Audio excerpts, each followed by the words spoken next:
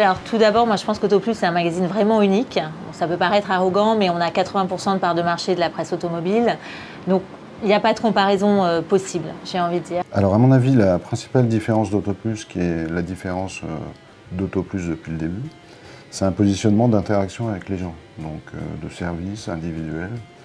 On lit Autoplus comme un magazine avec de l'info, mais une info dont on peut se servir, soit simplement culturellement parlant, soit pour sa propre voiture. Donc, Autoplus a une grande force, c'est que c'est le journal de tous les automobilistes. C'est le journal des personnes qui vivent l'automobile au quotidien et qui est fait par des gens qui vivent l'automobile au quotidien. Autoplus a toujours été, avec ce concept, le journal qui se met à la place du conducteur, qui bien évidemment fait des essais, hein, c'est le corpus principal du journal, mais surtout qui s'intéresse à tout ce qui est la planète automobile, c'est-à-dire tout ce qui est autour de l'automobile. C'est-à-dire le conducteur, ses joies, ses peines, ses ennuis, voilà, ses envies.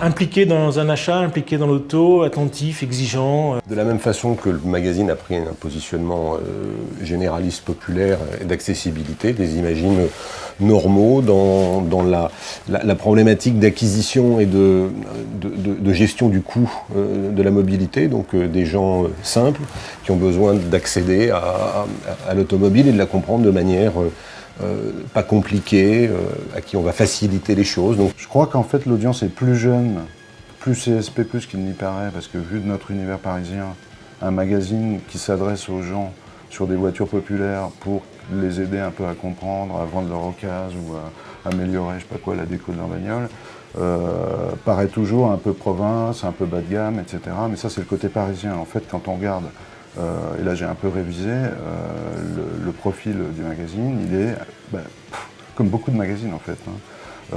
Plus CSP+, plus jeune, en tout cas il est plus jeune que l'acheteur moyen de voitures neuves.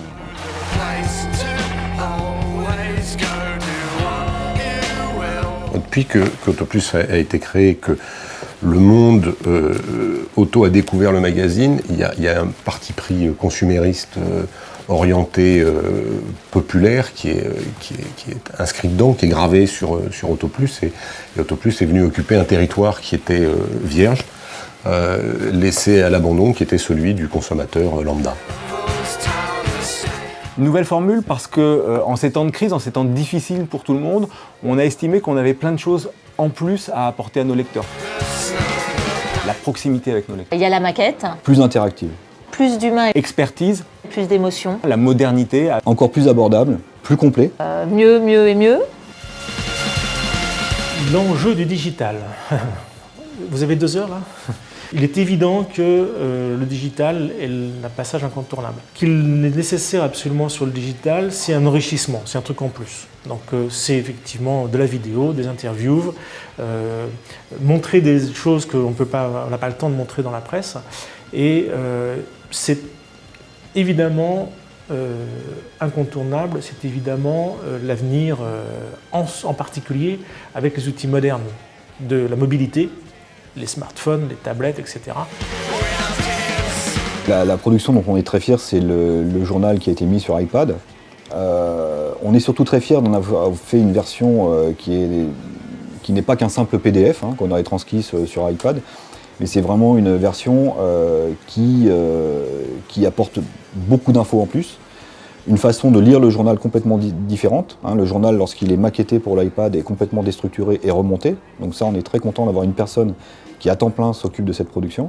On a travaillé Autoplus comme une marque, c'est-à-dire qu'aujourd'hui, Autoplus est la référence incontestée en matière d'information automobile en France, et on est présent sur l'ensemble des supports, que ce soit évidemment le papier, mais Internet, les téléphones mobiles, les smartphones, les tablettes, on est présent partout, tout le temps.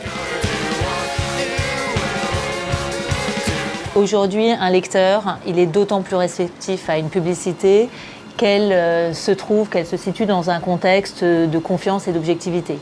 Et pour ça, Autoplus, c'est quand même un bel écrin. Quand Autoplus est arrivé sur le marché, c'était un support que, à l'époque, j'étais constructeur, et Autoplus nous a dérangés profondément, parce que Autoplus a pris une posture très dans la défense du consommateur, et à l'époque, les constructeurs n'avaient pas forcément tous la conscience de l'importance qu'avait ce consommateur dans l'échelle de valeur du monde automobile. Donc le poil à gratter qu'a représenté au départ Autoplus a été dérangeant, puis est devenu une part absolument intégrée du paysage. Je souhaite qu'Autoplus reste, et je pense que Autoplus a une vraie mission à remplir dans cet environnement consumériste pour garder ou obliger les constructeurs de temps en temps à garder les pieds sur terre de manière simple et dans une forme d'information accessible par le grand public, sans élitisme, sans arrogance, sans parisianisme. C'est vrai qu'Autoplus, c'est un petit bébé, et pourtant, on a réussi en 25 ans à créer un magazine extrêmement fort, avec une marque très très forte. On vend 300 000 exemplaires chaque semaine, donc c'est pas rien. On a une signature, le premier journal qui se met à la place du conducteur, qui est connu de tout le monde et qui n'a pas changé en 25 ans.